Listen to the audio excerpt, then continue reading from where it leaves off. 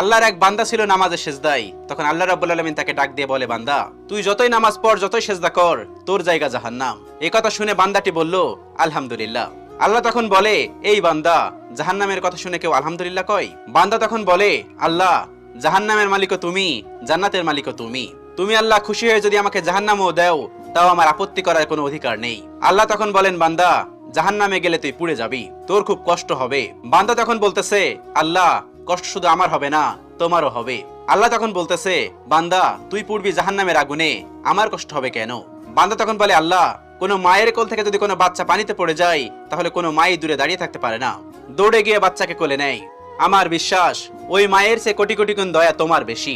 আমাকে জাহান্নাম দিলে তুমিও আল্লাহ শান্তি পাবে না। আল্লাহ তখন বলে, বান্দা, এই দলিল তুই কই পাইলি? বান্দা তখন বলে, আল্লাহ, আমাদের জাতির পিতা ইব্রাহিম আলাইহিস সালাম তোমার প্রেম মুখে নিয়ে যখন নমরুদের আগুনে পড়ে গেল, তার আগেই তুমি